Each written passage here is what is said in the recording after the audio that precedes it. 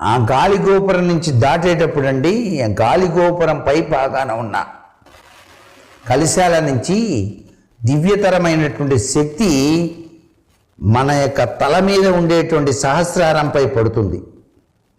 తెలియకుండానే రెండు చేతులు ఎత్తి నమస్కారం చేస్తామండి. ఇది ప్రతి వాళ్ళకి తెలుసు. గాలి గోపురం దగ్గరికి వచ్చి మనం గడప దాటగానే తెలియకుండానే నమస్కారం చేస్తాం. అంటే ఏంటి? ఆ గాలి గోపురం పై భాగాన ఏర్పరిచినటువంటి అద్వితీయమైనటువంటి కలశాల ప్రభావం.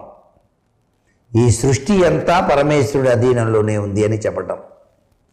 దిక్ ప్లస్ సంబర దిగంబర, దిక్కులనే వస్త్రాలుగా చేసుకొని పాలించువాడు పరమేశ్వరుడు అని. అన్ని దిక్కుల్లో ఆయనే ఉన్నాడు కదా.